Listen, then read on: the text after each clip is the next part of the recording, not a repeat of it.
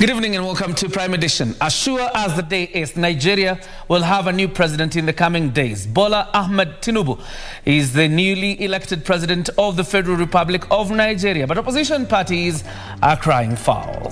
Back home, give us 21 days. This is a call to local traders from none other than Deputy President Rigathi Gachagua in regard to biasness when it comes to trade policies. In that conversation about trade disruption, as well as a supplementary budget tabled yesterday by the Kenya Kwanza administration, in fact the first supplementary budget, forms a conversation tonight with a member of parliament for Tessa South, Mary Amase, who is also a member of a budget committee and indeed the chairperson of a trade committee in the National Assembly, James Gakuya, the Embakasi North member of parliament, between in for that conversation. Now, before all that, let's have a look at what has been making headlines.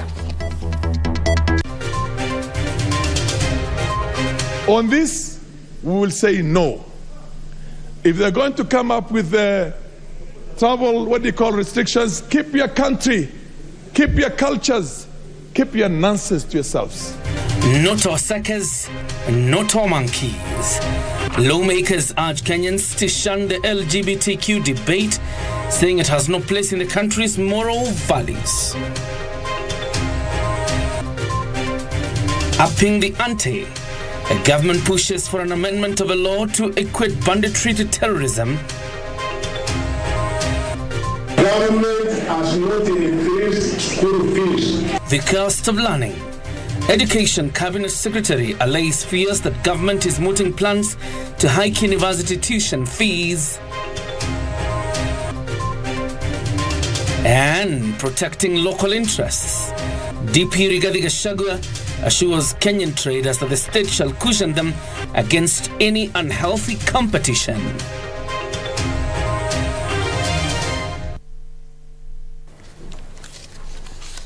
Welcome to this broadcast. My name is John Jacob Kioria. Our sign language interpreter tonight is Lensa Odingo. And I am Regina Manyara. Members of Parliament and the clergy want the country not to entertain any talks on same-sex union.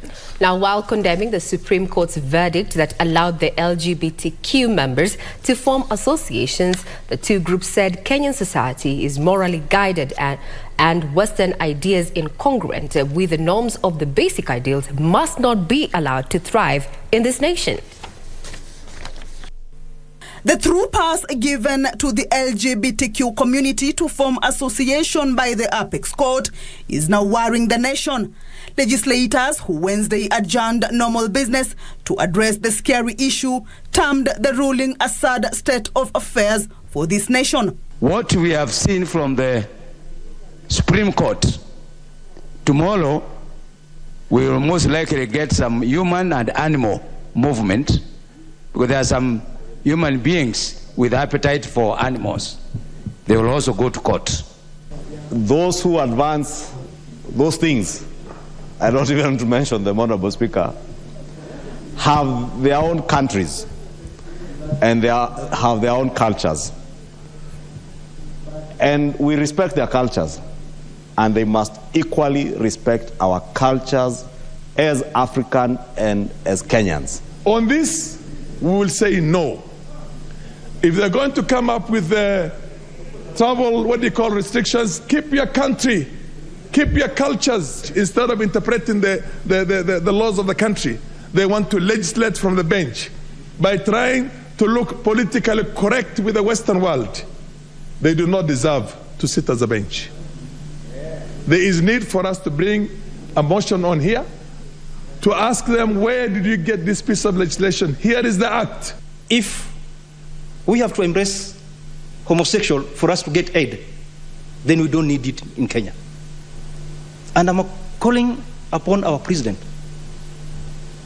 who is a Christian and a family man,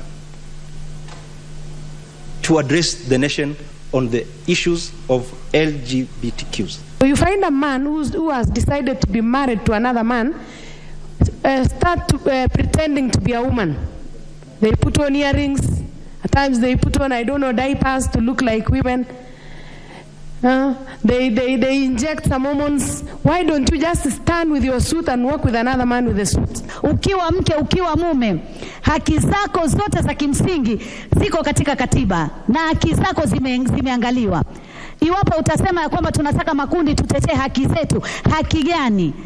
Na kwangu mimi zitakuwa si haki bali ni upotevu. The clergy has also waded into the matter, calling on the president to pronounce himself on the ruling and guide the nation on the way forward. Watoto wetu, wajukuu zetu jamani. Takbir. Takbir. Tutasema nini mbele ya Mwenyezi Mungu sisi? Katika miezi mitukufu kama haya, kuletewa uchafu namna hii kwenye miji yetu. Tusimameni wima. We are at the center of saying there will be no LGBTQ in Kenya. Homosexuality or gay as it is just a symbol term meaning really sodomy. Mbona iwe jambo kama hili linakubaliwa ikiwa majirani zetu Uganda wanalipinga, Tanzania wamelipinga, hapa kwa nini linakuwa linapita? But more painfully is the fact that it is now linked to foreign funding, so much so that which a country, if there is a country which does not embrace LGBTQ agenda, it risks being denied foreign funding. For the two groups, the foundation of a nation is anchored on its people, and the country must stand up to protect the roots, which is the family, from being uprooted by foreign ideologies that serve selfish ends. Kamche Menza for Prime Edition. All right, let's focus on security matters now. Interior Cabinet Secretary Kioria Kindiki has called for the formulation of laws that would see banditry activities treated as terrorist activities. Kindiki, who appeared before the Senate Committee on Security, told senators that the government has reopened 14 out of 21 schools that had been closed in Baringa County due to banditry attacks. Kindiki spoke even as police launched investigations into the killing of 4 people in separate incidents of banditry in Marsabit and Samburu counties. In a move to cure what the government has termed as an internal problem, Interior Cabinet Secretary Kioria Kindiki has revealed that drastic measures to deal with the perennial insecurity in Marsabit and parts of Isiolo North will be made public in efforts to put to an end the rising attacks in the region. We discovered that for us to make progress in that front, we must first silence the guns. And you cannot talk about development and the long-term solutions that we are very keen in rolling out until first the guns are silent, because you can't send a contractor to build a road in a place where bandits will kill them. Every time government reacts and retreats. This time round, we are not retreating. We won't retreat. We will populate that region with enough security deployments and stay there, develop the area and stay there for good, and make sure those areas become the solution for Kenya's economic prosperity. On Wednesday, an 80-year-old man lost his life after raiders attacked his home in Samburu County, making away with 3 goats. Hundreds of kilometers away, 3 people, among them 2 children, died in a banditry attack at Kaagi, Marsabit County. The guns must be silent, and we have no apologies to make, and we are not going to have a country where part of our people are being killed by criminals every day. Some of our security officers have been brought down by criminal fire, and I have committed to the country. I am going to be the minister who will lead the team that will focus on this issue and finish it. Kindiki says banditry has political roots and no one will be spared in the multilateral operations to secure the north, and that soon banditry will be treated as terrorism. We intend to review our law and treat the matter in Northern Rift Valley as terrorism, and we will win. We will require the support of Parliament. And I know it's going to be very emotive, but I'm prepared to prosecute this matter. For Prime Edition, I'm Gladys Sumungai.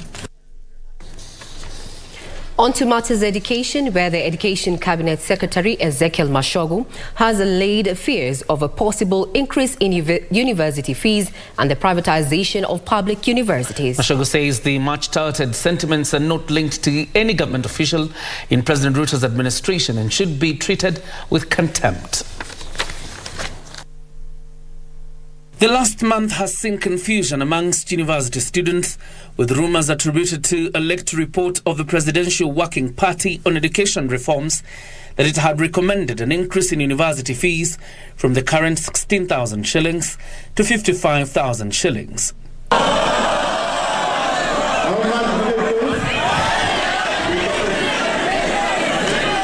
Hard pressed by students from Kabianga University for a response after attending their 10 years commemoration, the Cabinet Secretary dismissed it as just a rumour, deserving contempt, as the Kenya Kwanza administration would not entertain the idea.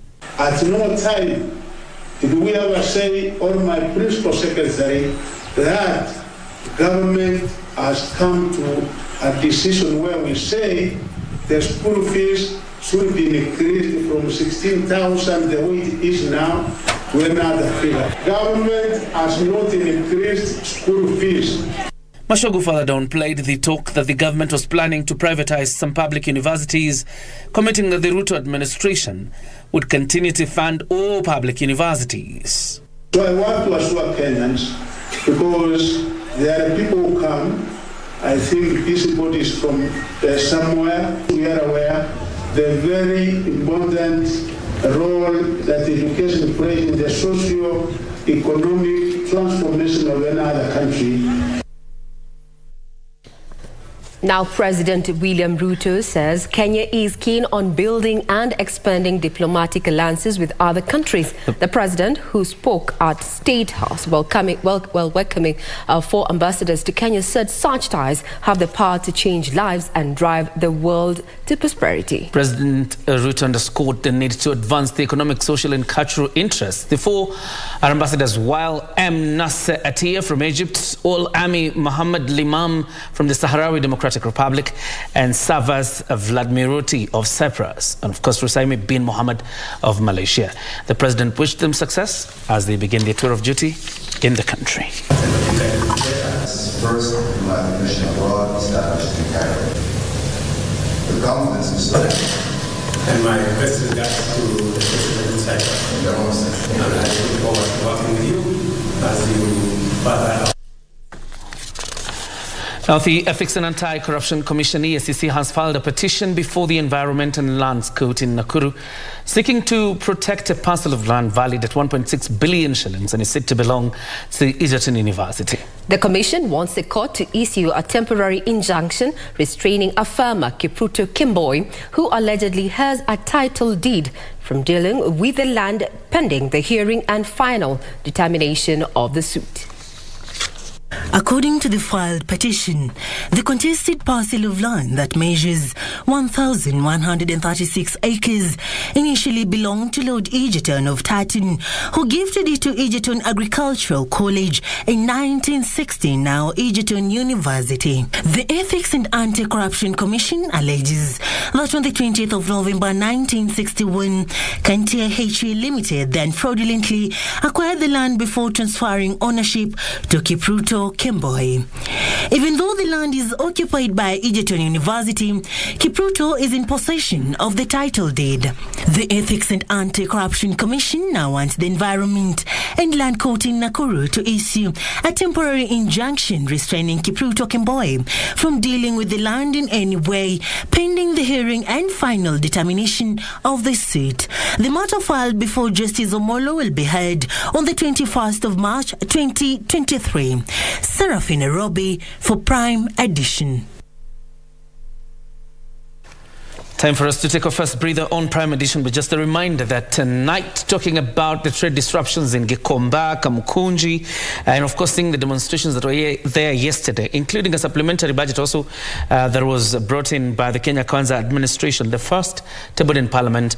We speak to the Honourable Mary Emase, Member of Parliament for Teso South, a member of the Budget Committee, and the Honourable James Gakuya, the Chairperson Trade Committee, a Member of Parliament for Embakasi North. For now, a break there.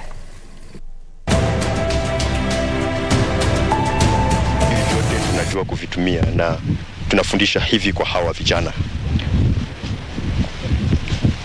Wale unawaona wamekaa kule wote wanaangalia mafunzo haya, na ni wajibu wao wakimaliza training hii wao waende nje ili kufanya kazi tofauti kuwakisha moto zaidi.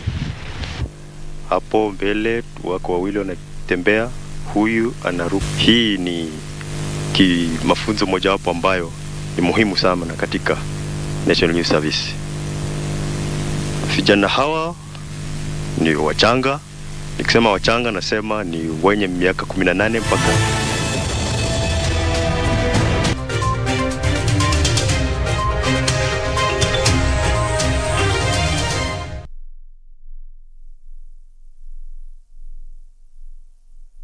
kuna hizi kampuni zenye zinajua mali niko, kitu nimekula breko, kitu ninasema sahi, kitu nitakula next week on Thursday, pesa niko nazo kwa account, siblings wangu, the list is endless. Na mnajuaje hii information? Kwani mnani stock? Lakini nikuulize, kabla ya kupress allow, ulijiuliza hii information inatumiwa kwa njia gani?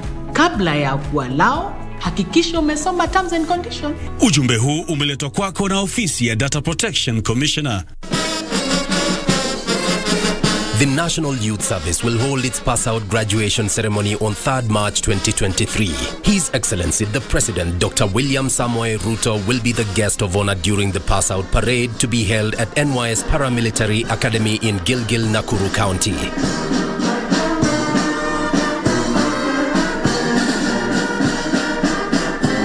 Follow the proceedings live on KBC Channel 1 on Friday, 3rd March 2023 from 10 a.m. NYS, huduma kwa taifa.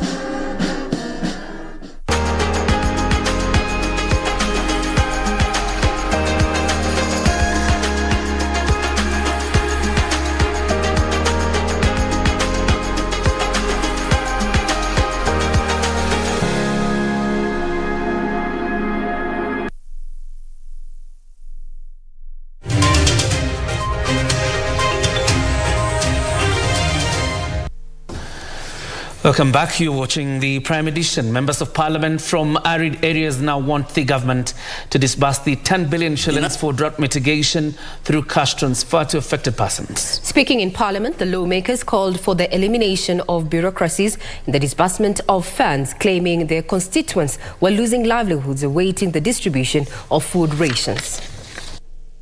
The National Assembly has allocated 6 billion shillings in the supplementary budget for drought mitigation in a bid to save lives in arid and semi-arid areas. The Cabinet has similarly approved the expenditure of another 4 billion shillings on food rations and animal feeds for those affected by the dry spell. These efforts have been complemented by USAID, which has committed 16 billion shillings to drought and famine mitigation. Honorable Speaker. But MPs from northern Kenya feel the funds are inadequate considering the magnitude of the situation. The budget of this country is around 3 trillion.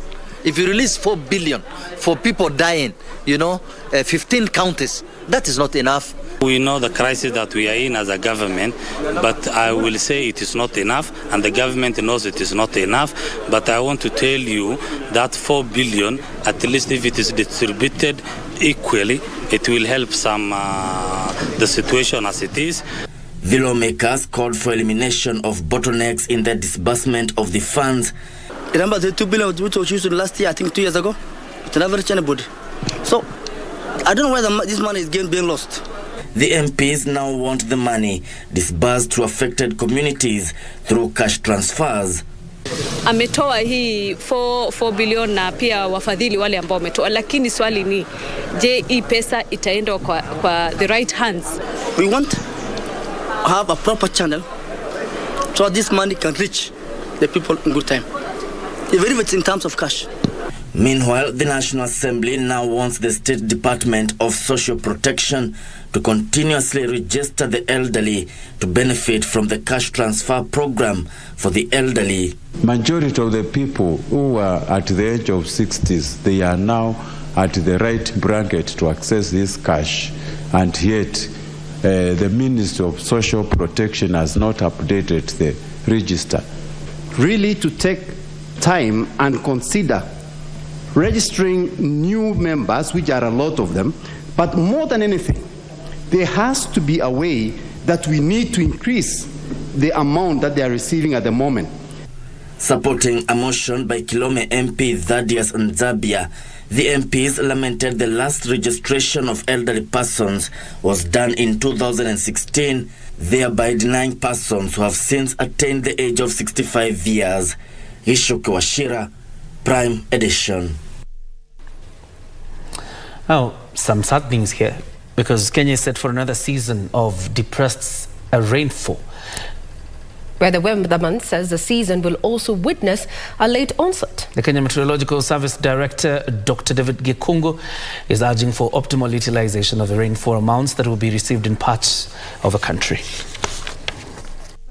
Failed rain seasons, Kenya is facing yet another season of suppressed rainfall between the months of March to May. According to the forecast released by the Kenya Meteorological Department, normal to below average rainfall is expected in the grain basket areas of the country. Does not promise a lot of rainfall. Number one, there may be some delay. And number two, there may be gaps. Once we get the onset, there may be gaps where you have long periods of no rainfall, even though the onset will have already been observed. The director, however, notes that there could be episodic rainstorms that could result in floods in the perennial flood-prone areas of the country. He is calling on Kenyans to begin adaptation measures such as investment in water tanks. This is the right time to sell as many tanks as possible. Don't start buying tanks because kumenyesha, wacha tununue tank. That by the time you have installed it, the season is over. The ongoing drought has had a devastating effect on pastoral communities. The weatherman is urging livestock farmers in hard-hit areas to cash in on the ongoing offtake program to save them from losses. Judith Akolo, Prime Edition. Gahika Deda. I will marry when I want. And right. Indeed, this is not my statement, Kioria. It is the title of a play that will huge in the 2023 Kenya Theatre Awards. The play, which is almost 50 years old, is by renowned playwright Professor Ngugi wa Thiong'o. Tonight on Cinemas and Theatre, Vivian Degwa tells us who else won other event that went down at the Kenya Cultural Centre in Nairobi in the following report produced by the Kogad.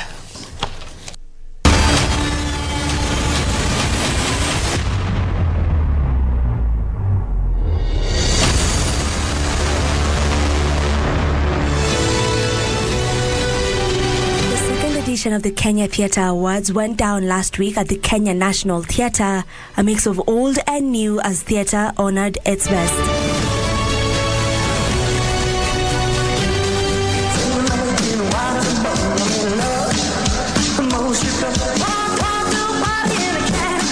Tonight's runaway, I Will Marry When I Want, scooped 7 awards, including Best Musical Score, Best Production, and Best Stage Manager, while its director Stuart Nash and actor Bilal Maura took the Best Director and Best Performer in a Leading Role award, respectively. The Best Production, I Will Marry When I Want, Gahika Deda.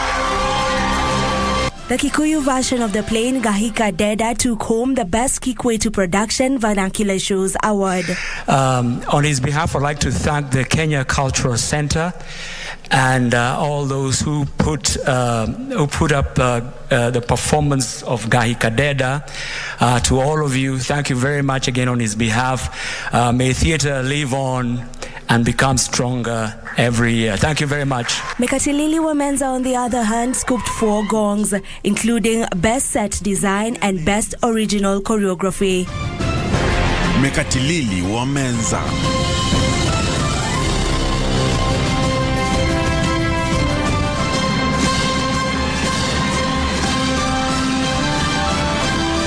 Originally performed at the Kamirithu Community Educational and Cultural Center in 1977, Ngugi's play had been banned by the government of the day and its playwrights arrested. Its return to the Kenyan National Theatre, essentially hosted by the government's Cultural Center, is evidence of how far Kenya's creative scene has come in freely expressing itself.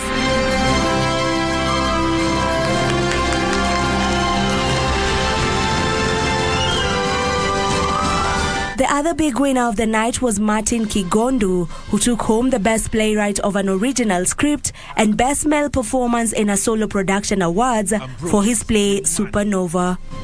Martin Stephen Odongo, Josiah Otieno, Charles Stephen, Bill Rowe. Now going into its third year, the Kenya Theatre Awards brought together some of Kenya's leading lights on stage, film and theatre scholars. I've been doing this consistently since the year 2003. My first professional show was actually right here, Luanda Man of Stone. It's been a long journey, 20 years. I can say this with relative certainty that there is no award that means more to an artist than the award handed to him by his peers. The theatre industry in Kenya is currently experiencing a major resurgence, which has been fueled by the recent focus on theatre and the establishment of the platforms to honor the craft. Bilal Moura.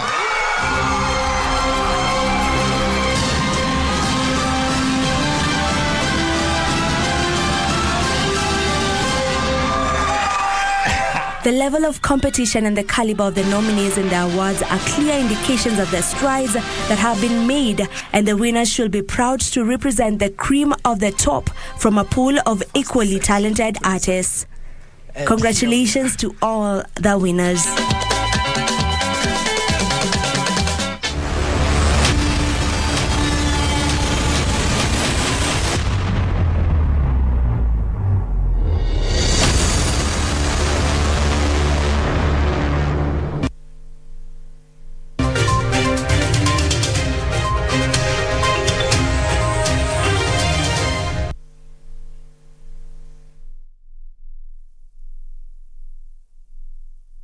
The Ministry of Public Service, Gender and Affirmative Action, through its State Department for Gender and Affirmative Action, in conjunction with its partners, would like to invite all Kenyans to the International Women's Day celebrations to be held at the Kenyatta International Convention Center on Thursday, the 2nd of March 2023. The chief guest will be His Excellency the President, Honorable Dr. William Ruto. The global theme of the event is Digit All, Innovations and Technology for Gender Equality. Come adorned in your best African wear and let's celebrate. Happy International Women's Day 2023. Julia. Yes, sir? You are a smart and a beautiful woman. Any man would kill to have you. Thank you, sir. There's a reason why Nick doesn't like you. And what's the reason? Go fish. Everything okay, sir?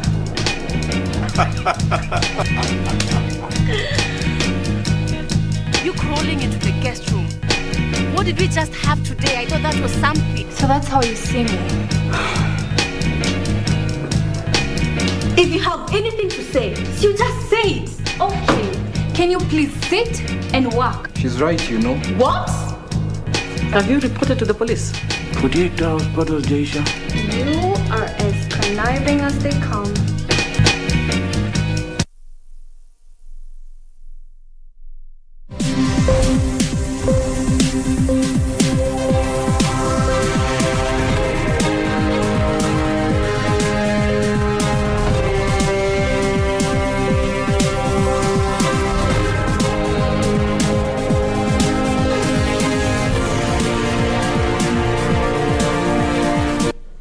A very good evening to you. Thank you very much for keeping it Prime Edition here on KBC Channel 1. Time to get the latest in the world of business. My name is Betty Kiptum. Now, about 70% of Kenyans prefer mobile banking over traditional banking platforms and want banks to automate more services for ease of access.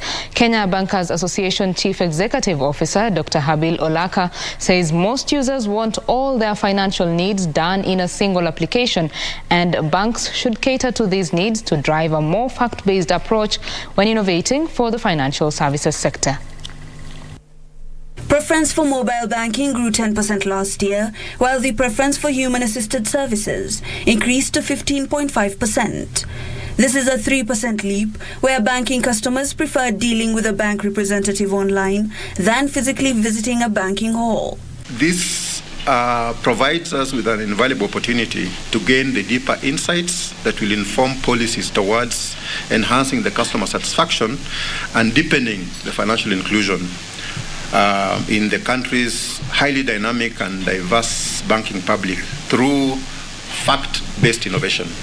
The bankers say innovation should be informed by direct customer needs, where a majority of customers reported a dislike for chatbots, citing a lack of personalization. We have had a very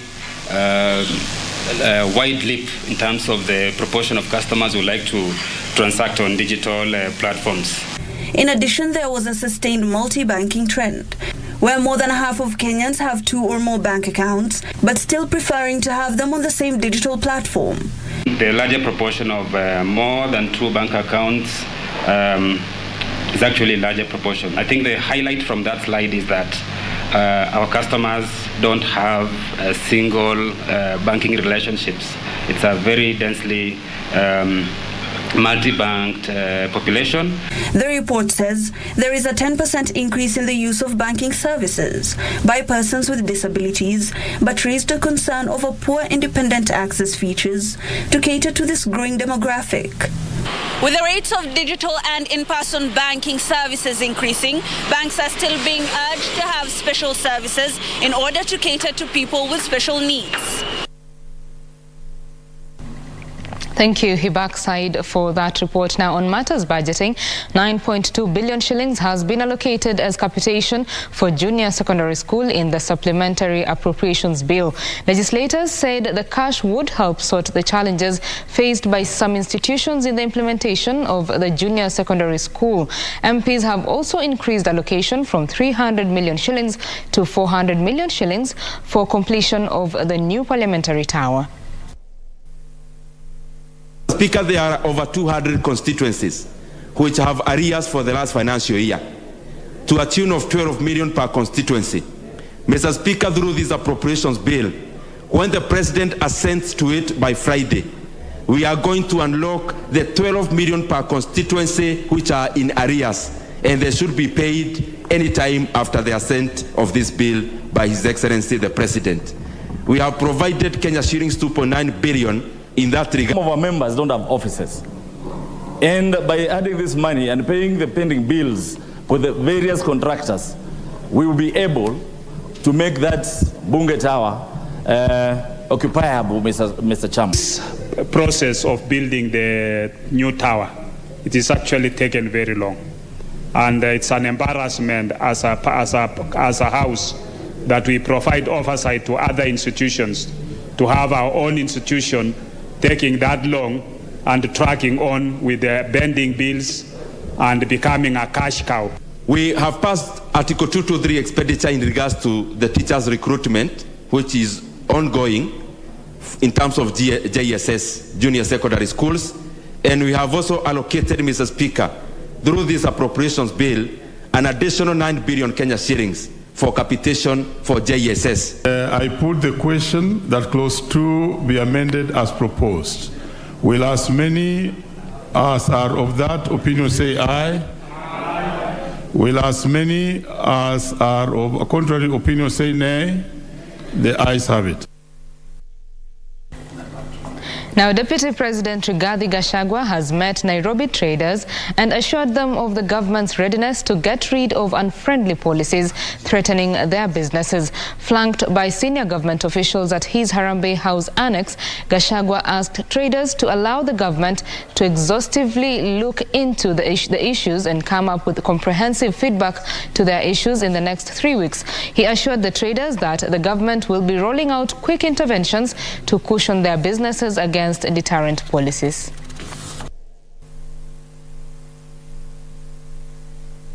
When you look at the number of shops that we have in Kikomba, Kamkunji, Nyamakima, River Road, Kirinyaga Road, when you combine all that, on average, each shop has at least 3 employees.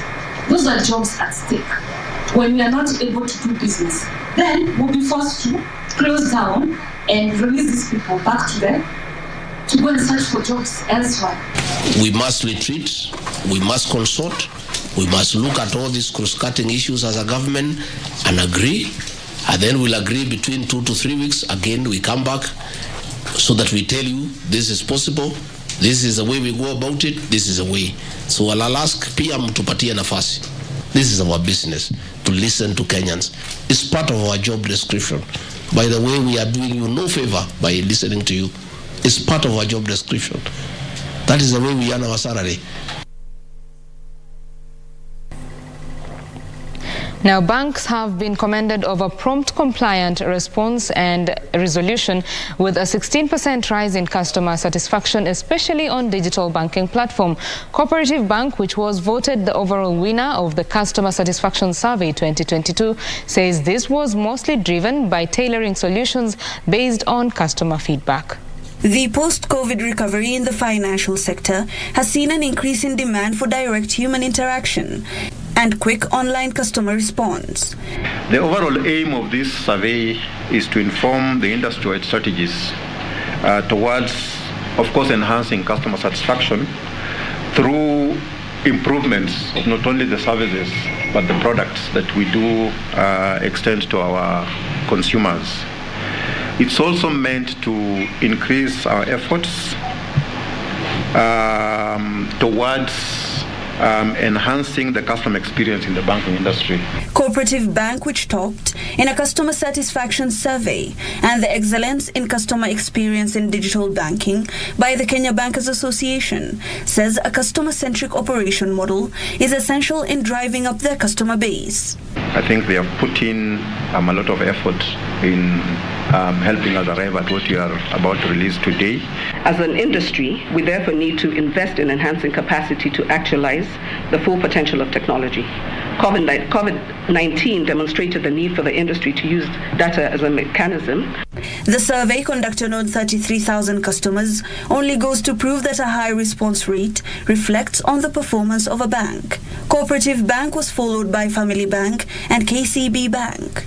The Kenya Bankers Association says banks should focus on financial inclusion and harnessing technology in service provision. I think we are then very confident of drawing some very valid inferences from the data that we collect. Hibak Said for Prime Edition. And the Ministry of Energy is targeting to achieve 100% universal access to modern clean cooking solutions by next year through the rollout of integrated national energy planning. According to the Secretary of Administration in the Ministry of Energy, Wycliffe Ogalo, adopting clean cooking energy solutions will mitigate the adverse effects of climate change. A survey by the Kenya Household Cooking Sector Study indicates that 7.3 million households are still using firewood or fossil energy. This is contributed to an increase in Kenya's greenhouse gas emissions at a time when the nation is feeling the adverse effects of climate change. The survey further shows that about 70% of households still use a type of wood stove as either their primary or secondary cooking implement, with a greater prevalence of 92% in rural areas. To this end, the Ministry of Energy has embarked on a plan that will see 100% universal access to modern cooking by next year under an integrated national energy planning. And renewable energy can support broader transitions from polluting fuels to cleaner forms of energy in the energy system mix. This came as it emerged that drought had affected major sources of energy like hydro. And energy is also beyond electricity. How are we ensuring that the farmers, the women, the children are conscious about the energy needs and have access to energy? Programs which we are doing with the community members, the women folk and the youth groups. We are trying to capacity build them towards clean stoves and also the energy efficient GCOs, which we are trying to capacity build them along programs which we have with the partners. Under the Integrated National Energy Planning, the government plans to address energy resource assessment and development, bioenergy development, energy efficiency and conservation. He notes the government is keen to achieve 100% electricity access by the year 2030. Weri Mojenga for Prime Edition. And an update on matters crime. Police in Kabete, Kiambu County are holding 6 people in connection to the theft of motor vehicles in the region.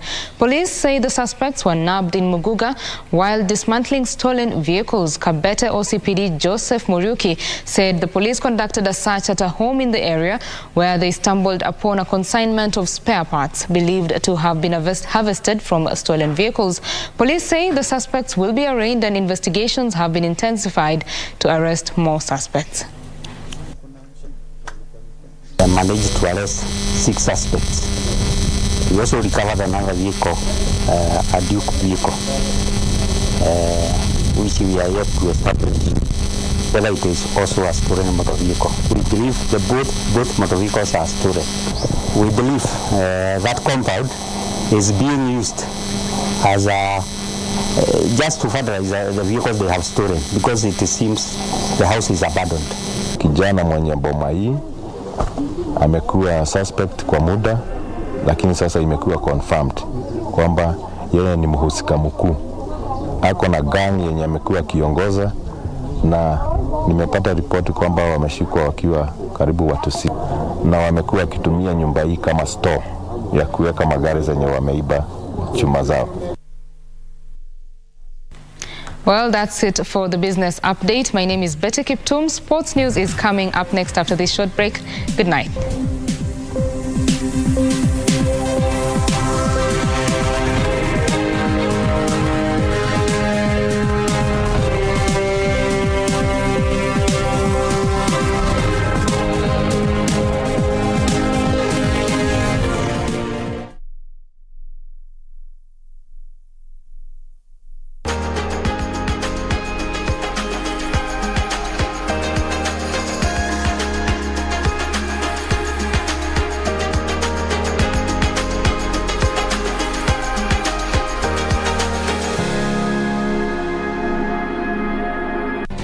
Do you have a news story to share with KBC? Get in touch swiftly on email news@kbc.co.ke or call 0723-892-654 or 0734-780-124.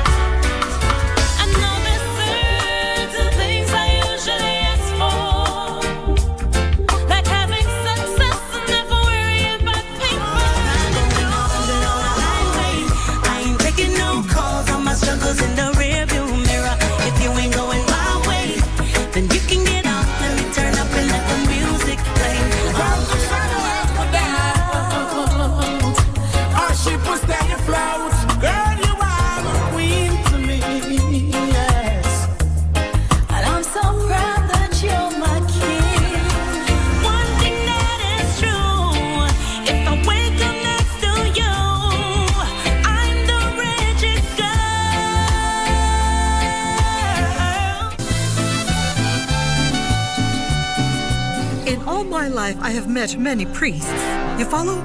But I've never met a priest who's like you.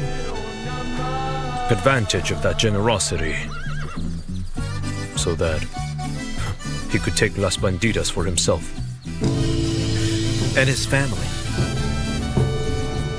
Did he have any children? How do you know this? Oh no, it can't be. It can't be. Karina, come here quick. What is it? The thing is that the mom died that night, and I'm afraid that the same happened to the boy. No, he didn't die.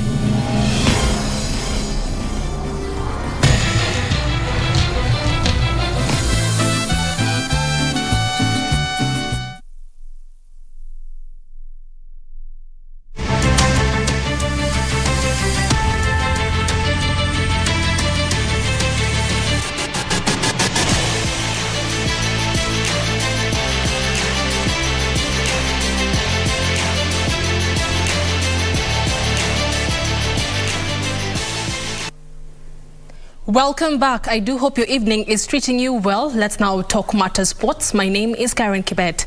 The former Kenya Premier League champions Gor Mahia failed to extend their lead at the top of the table after losing 2-1 to Mathare United in a match staged at the Kasarani Stadium.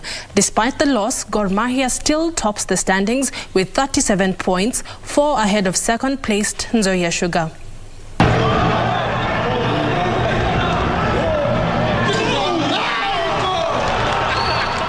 Mathare United brushed aside league leaders Gor Mahia 2-1 in a match that was played at Kasarani Stadium. The Slum Boys broke the deadlock in the 7th minute with Douglas Kibet's goal, putting the team in the lead at halftime. Gor Mahia responded in the 65th minute through Benson Omala's goal.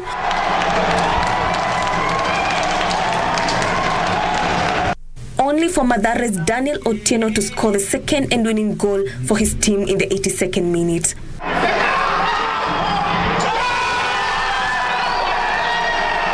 And every match tuna approach at a time that as much as tuna win games, then chances zetu za kutoka relegation itakuwa iko juu. Today we were a bit flat. I think there's no doubt about that. We were below our levels, but don't take anything away from our opponents today. I think we can't complain about the result. In other matches, Talanta FC defeated Vihiga Bullets 2-1 at the Kasarani Annex, while Kariobangi Sharks thrashed Wazito FC 3-1 at the Muhoroni Stadium. Despite the loss, Gor still tops the standings with 37 points, 4 ahead of second-placed Nzoia Sugar. KCB Nairobi is third with 33 points. Thank you, Nora, for that report. Moving on, a total of 126 players have confirmed participation in the 2023 edition of the Windsor Golf Classic Series, set to be held between the 3rd and the 5th of this month at the Windsor Golf Club in Kiambu. They include 96 amateur and 30 professional golfers. 96 amateur and 30 professional golfers will take part in the 2023 edition of the Windsor Golf Classic Series, set to be held this Friday at the Windsor Golf Club. The 3-day event has also attracted 7 women, including Naomi Wafula, who is the first Kenyan to ever make the cut at the Ladies European Tour event, and Joyce Wanjiru. This particular event, we are glad that you accepted our invitation and that you are covering this event. As you know, it's 54-hole 3-day event. This year we are having pleasure to do a little bit different stuff, meaning that tournament will be composed of 126 players, 96 of which are amateurs, top amateurs in the country. 7 ladies have also signed, and we have 30 pros which they will participate in this competition. The rules of the game are guided by the RNA and the USGA, and there was a very big change which happened last year where amateurs were allowed to earn money, and it's taken a bit of a while, but the union has actually been able to set up a structure which is now bringing cash winnings to a maximum of 120,000 to the amateur golfers. The event will see 3 amateurs earn points which will rank them at the end of the year, with the winner of the series playing in the 2024 series. We are pretty much ready to host our elite amateurs, and for the first time we have our pros playing together with our elite amateurs, which is very exciting. So for those who would like to watch, they're very much welcome. From the pro side, this is a very exciting partnership that we do have with the Kenya Golf Union, and I think going forward this is a great way to have every golfer represented in this country, going from professionals to amateurs to juniors, and going forward I think the pros will be present in the rest of the KAGH series, so look out for the exciting events to come up. The professional golfers who will take part in the series include 8 who will play in the Magical Kenya Open, scheduled to be held from 9th to 12th of this month at the Muthaiga Golf Club. Thank you, Barkley, for that report. Moving on, the Kenya Junior Kabaddi team qualified to the quarterfinals of the ongoing Junior Kabaddi World Championship alongside Iraq, India and Nepal after thrashing Palestine 75-14 in their second match of the tournament. Kenya had lost their first match to Iraq after some of the players were barred from competing and needed to beat Palestine to qualify for the quarters where they meet Pakistan. Also in the quarters are Nepal, who recorded the biggest win of 2, beating Georgia by 67 points after an 84-17 point score. India and Thailand fought closely, but India got the better of them by 33 points after securing a 67-34 points win. The tournament enters the quarterfinal stage tomorrow, with the semi-finals being played a day later. The 2 best teams will meet in the final on the 4th of this month.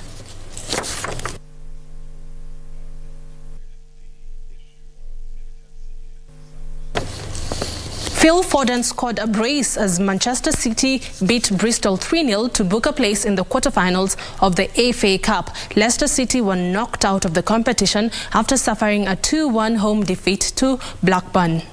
Manchester City are through to the quarterfinals of this year's FA Cup after thrashing Bristol 3-0 at Ashton Gate Stadium.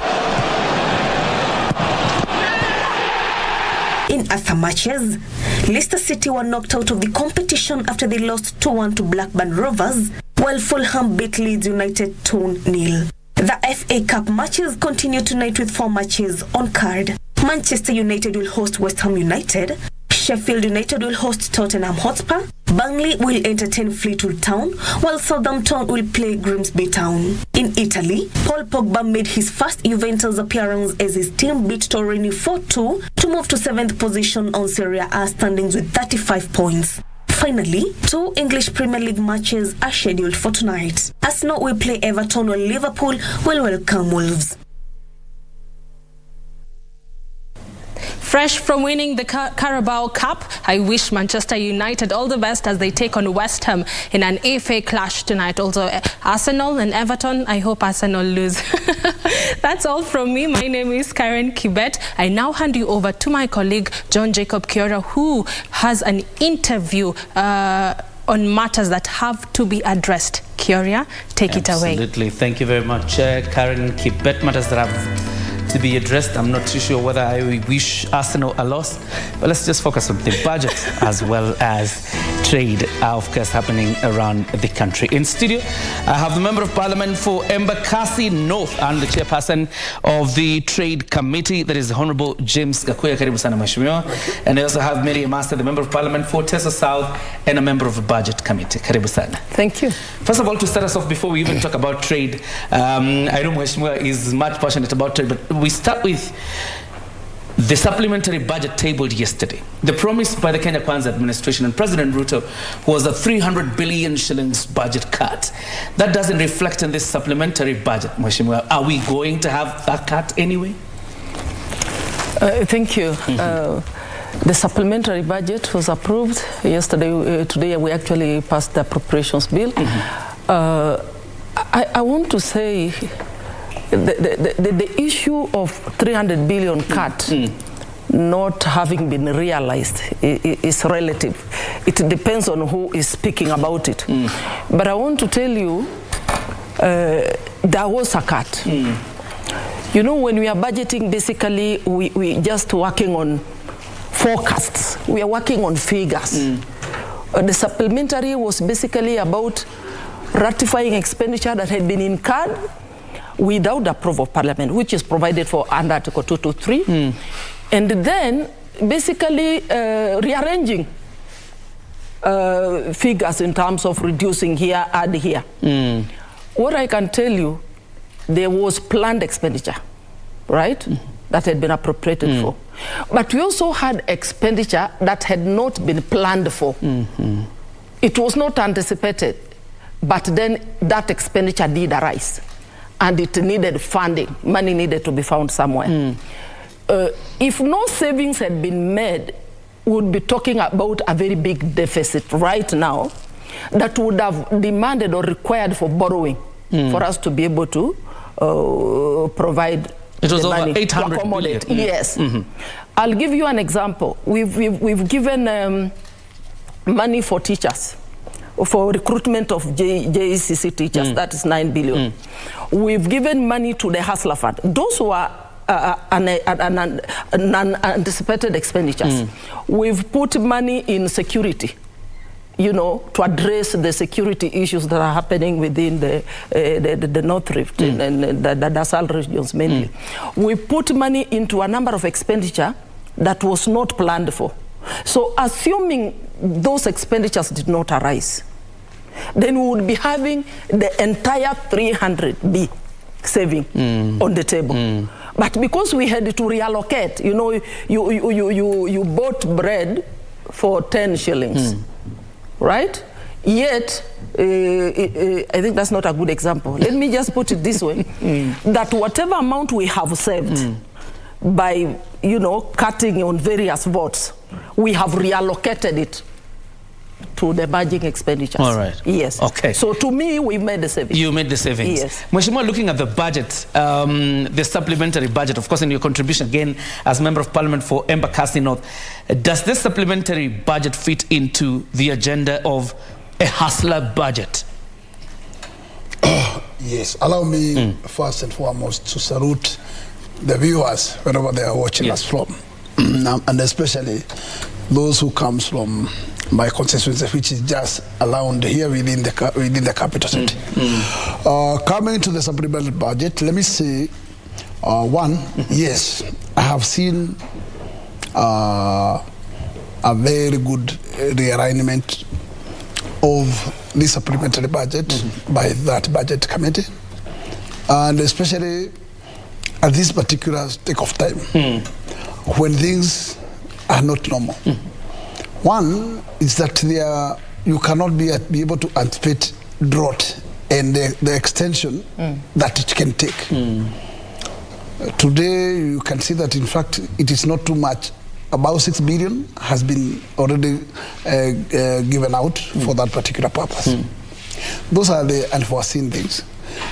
Coming to the hustler, one thing, let me see,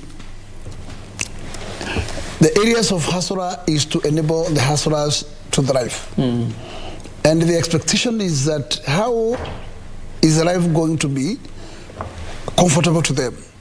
Probably this can be addressed when you also first deal with what we call the prices of commodities, and especially those commodities that we eat, like flour and other things, which you cannot at least a single day wake up and get that solution. Because one, we have just declared that we are not going to do subsidy in such commodities.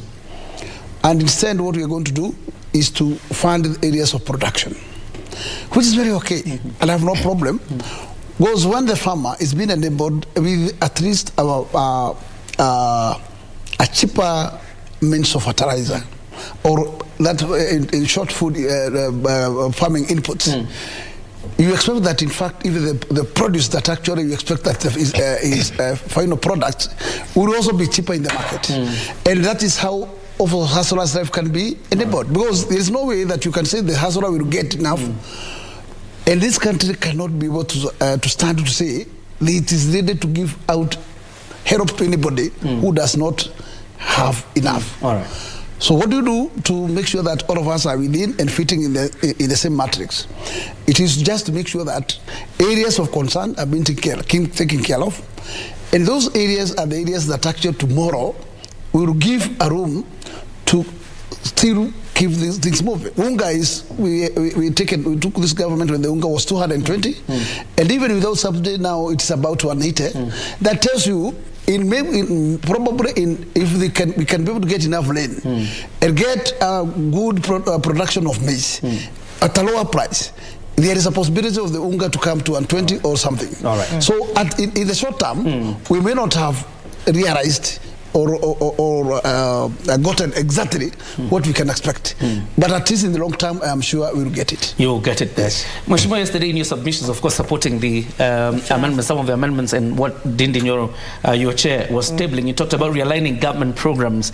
Of course, as you were looking at recurrent expenditure, as well as what lies in future before you enter into the other budget. Probably you would take this moment and tell Kenyans, when you are realigning programs, what were the priorities probably? First of all, you being a member of parliament from the Kenya Kwanza side, what were the priorities you were looking at? We have key priority areas. You realize in the past, the way budgets have been done, let me start by just narrating on what has happened in the past when it comes to formulation of budgets.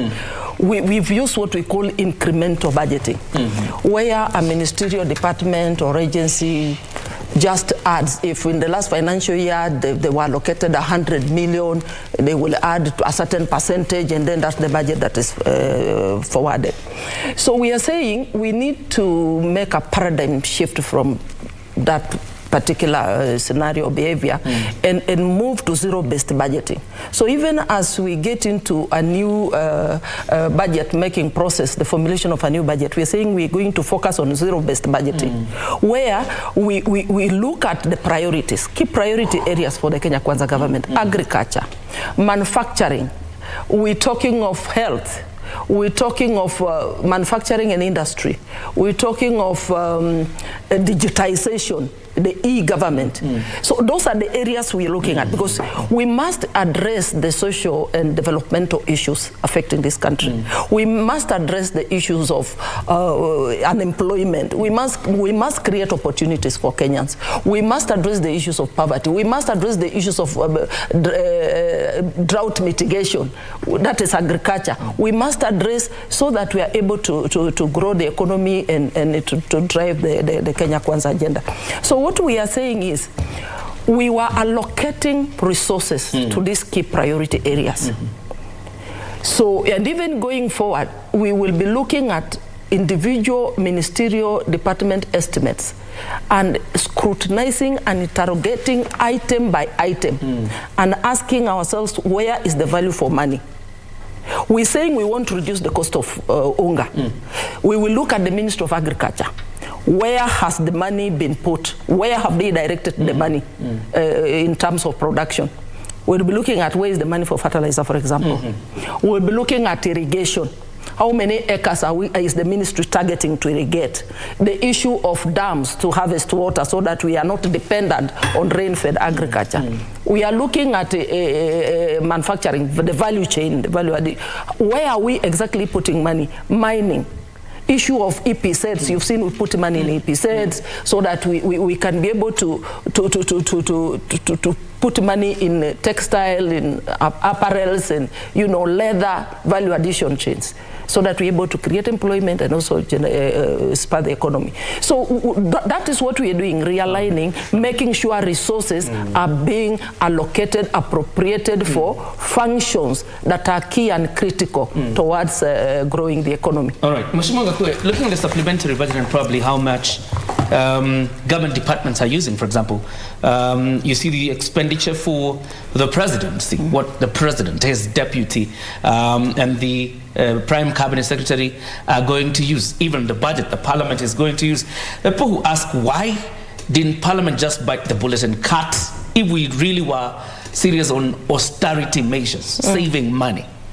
One thing, there is one thing that is not possible, even when you come to that element of reduction of cost or minimizing costage. One, today, this is KBC. It is, let me call it an organization, or in short, an institution, where it will not be possible to deduct salaries of the staffs. It will be chaotic. So in that area, if you go to the wages, then you have touched a limited, you demoralized, and there's no way that actually you can expect more growth in work because you have demoralized them. The same case applies to the parliament. You must ask yourself, which areas are we going to cut? Do you want to tell members of parliament you have closed them from benchmarking so that at least we save? Is that the answer? Yes. Do you want to tell them, yes, from now, let us not be moving even now to do oversight, even within our domestic, so that we save.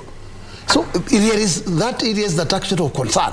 If you want to enable this member to work, you must give him the tools. And the tools is facilitation.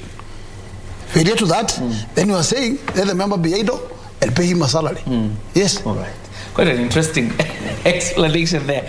Let's talk about, before we turn now to issues of trade. There was a 6.1 billion shillings expenditure. I was hearing you mention frequently, of course, back to Telcom.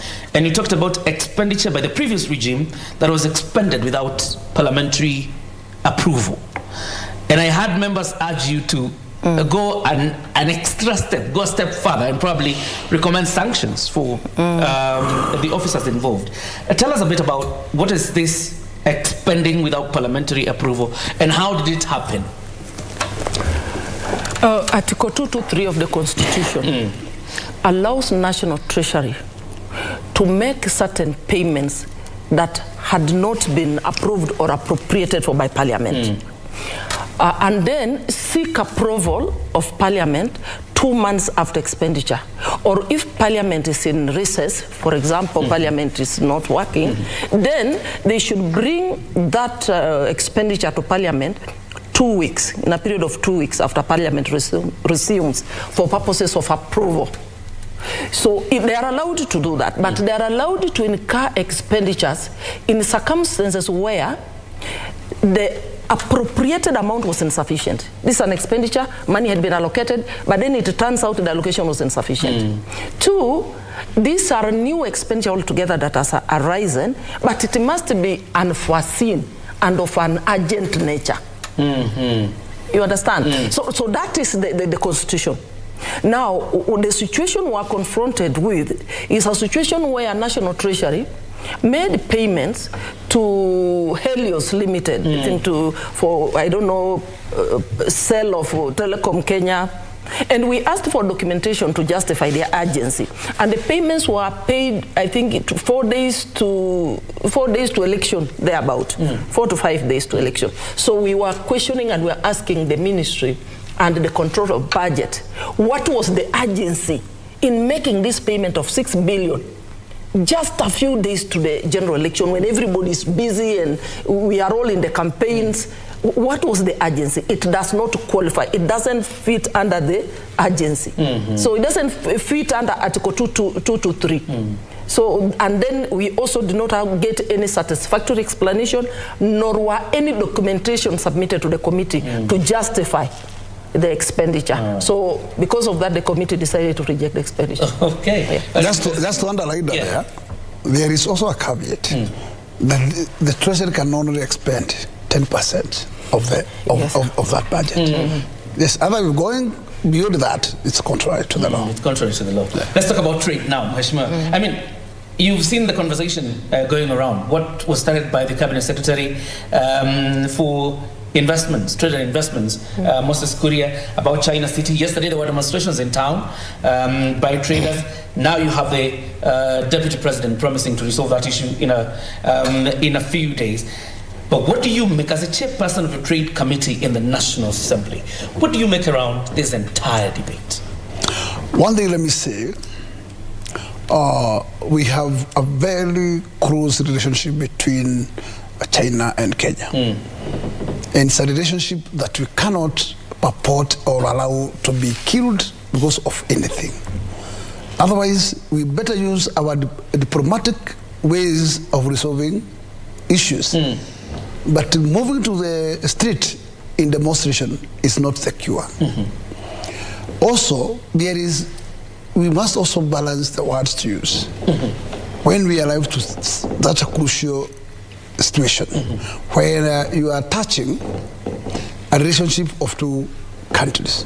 One, who needs who? Today, you have an SGL that you have not even paid a quota. Okay?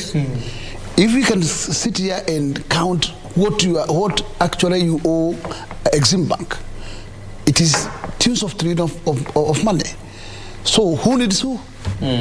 It's you who needs the China. You can close your doors, you can put sanctions on anything else, but at the end of the day, you still owe them at the end of the day. So in this particular case, what does we need to do? One, I cannot stand here to say that the traders does not require to be protected because there are means and has to be ways of how every single country must protect its indigenous traders. And I cannot say that, in fact, exploiting them is the way to go. They need to enjoy their country. Because actually there's nowhere else that they can enjoy better than their home. Well, Kenya is their home. But yes, today, we are fighting because you traders, you move out of this country, head into China, buying to China, bringing here. We have no single law which bars or prohibits the same China people to come and trade here. Today, we have Indians who have what we call retail markets all over in the CBD. We are not making queries. And they have been here for years and years. Today, only one center there, which is China Square, then the crime is out. Then the big question is, if then you have to put caveats, you cannot just do for a single country. And you cannot just point a finger to one person. If there is an issue to do with an element of maybe taking over those areas of concern that local traders should be left to depend on, then put caveats to all.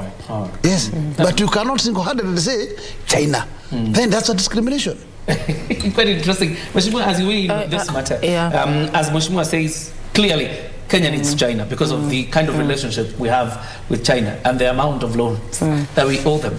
But there are people who ask, does bilateral relations mean we surrender our sovereignty to another nation, so much so that even work permits that normal Kenyans can do in the streets, we are granting work permits to foreigners to do the same thing? Let us prepare policies and regulations to guard that. All right.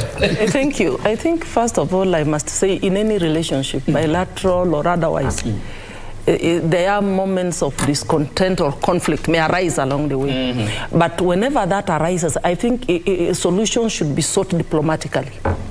There is need for our Ministry of Trade and Foreign Affairs to engage diplomatically with the China government, as opposed to the pronouncements that we see publicly coming from our CS.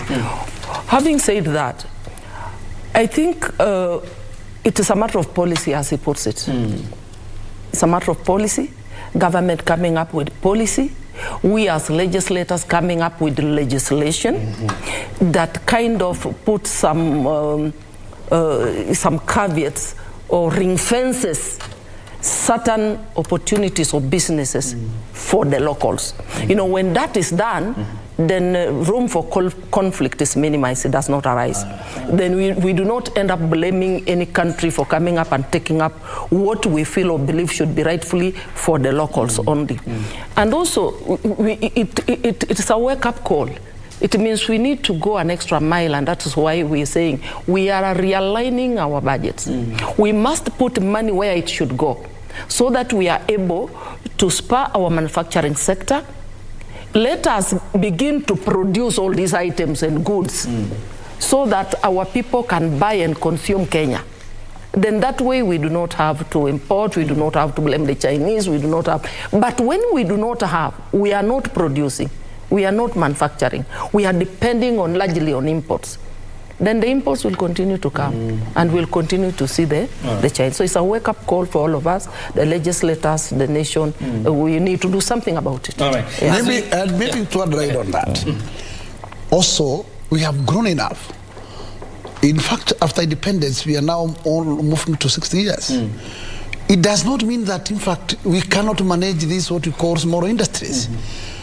How can we be dependent forever with imports, with smaller things that we can locally manufacture, even in those small industries that we can manage ourselves?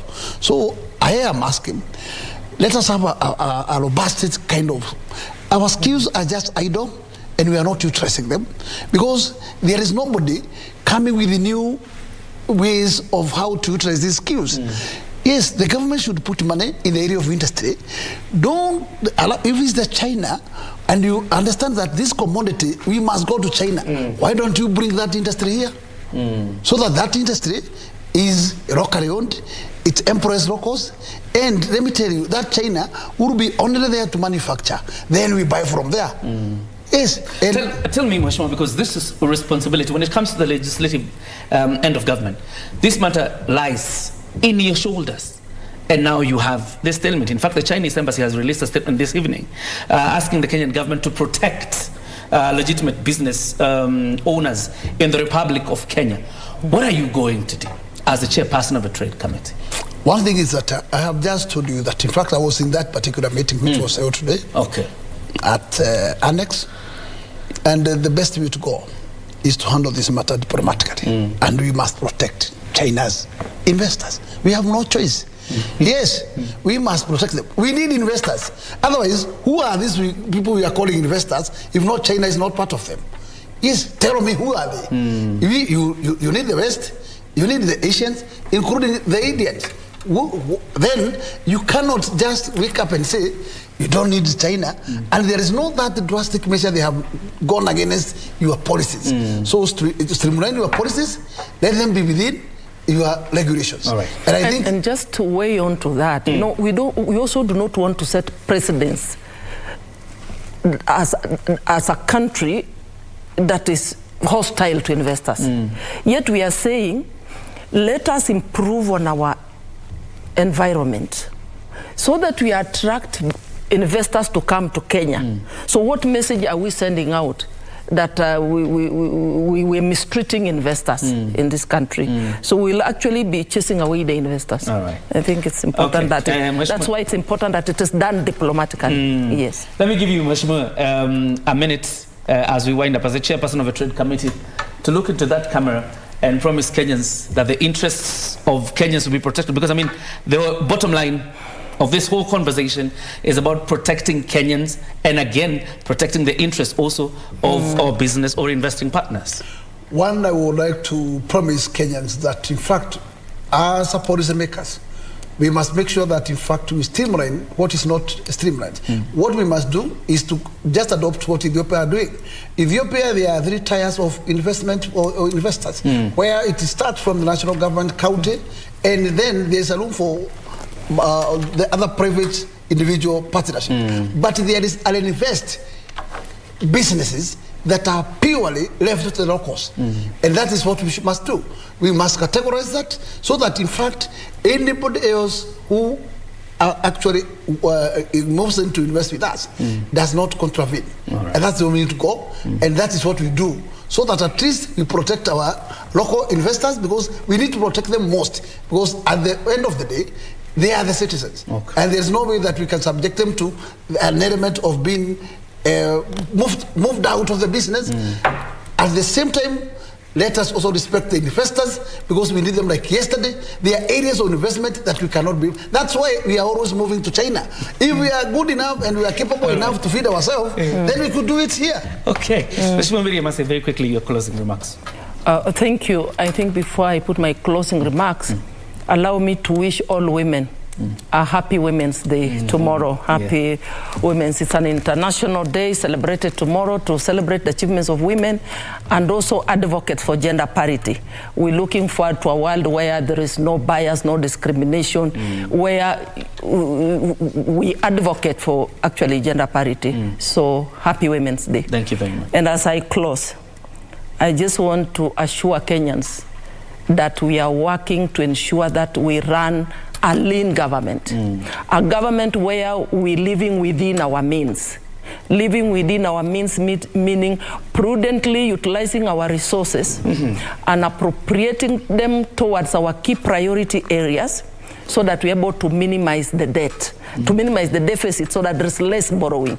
So we will work tirelessly to ensure that we address all the challenges, mitigate against drought, that we increase our production by allocating more resources there, that our children are going to school, junior secondary, now we put in money so parents will not have to pay school fees. And I think the future is bright. Kenya Kwanza government is working. Thank you very much, Mheshimiwa James Gakuya, the chairperson of the Trade Committee and Member of Parliament for Embakasi North, and of course Mary Amase, Member of Parliament for Chester South. And by the way, congratulations on your comeback in Parliament. That's how we put a cap on Prime Edition. Thanks very much for watching. Have yourself a good night and God bless.